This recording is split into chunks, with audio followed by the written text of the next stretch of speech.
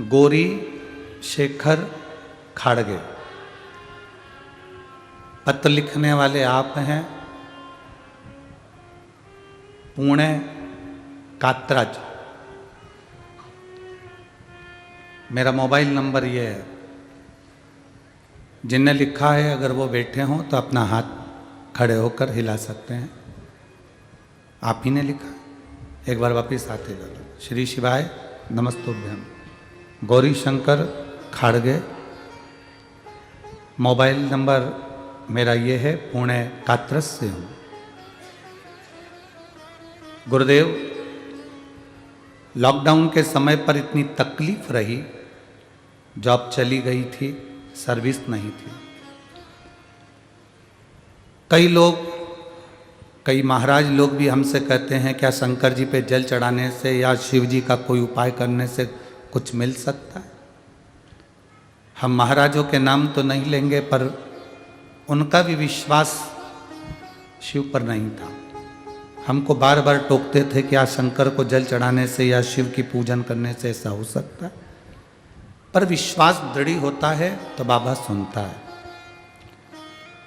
नौकरी चली गई थी, खाने पीने के भी तकलीफें जब आने लगी, केवल एक बार शिव महापुराण की कथा टीवी के सामने बैठकर सुनी और बाबा से विश्वास रखकर, भरोसा रखकर प्रार्थना करा, तो खुद मेरा कोई लेटर नहीं था, केवल एक फोन आया और मुझे ज्वाइनिंग मिल गई और मेरी नौकरी वापिस लग गई।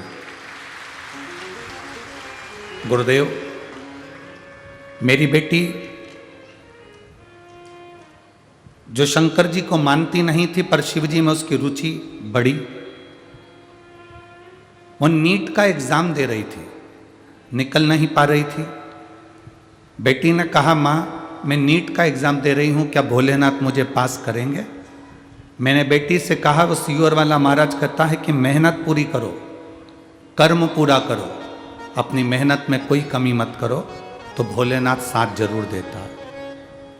तू परीक्षा की तैयारी कर, बेलपत्री में शहद लगाकर शिव जी को चढ़ा और फिर एग्जाम देने के लिए जा।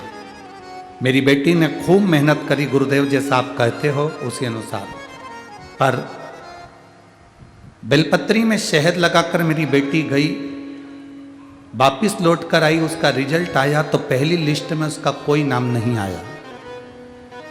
जब पहली लिस्ट में नाम नहीं आया, मेरी बेटी उदास हो गई। उसने कहा, माँ भोलेनाथ सुनते नहीं हैं।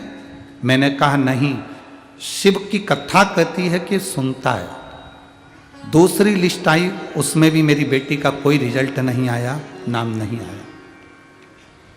मेरी बेटी तीसरी लिस्ट का इंतजार करती रही और तीसरी लिस्ट जब आई, तब मेरी बेटी प्रसन्न होकर कहती है, माँ मैं नीट के एग्जाम में पास हो गई और मेरे बाबा ने मेरी लाज रख ली। गुरुदेव, मैं तो आखिरी में बस यही कहना चाहती हूँ कि लुटा दिया भंडार काशी वाले ने और कर दिया माला माल काशी वाले ने। शिव सुनता है। बैठो बहन, श्री शिवाय में शिव सुनता है। केवल आपका भरोसा दृढ़ रहना चाहिए, आपका विश्वास डोलना नहीं चाहिए।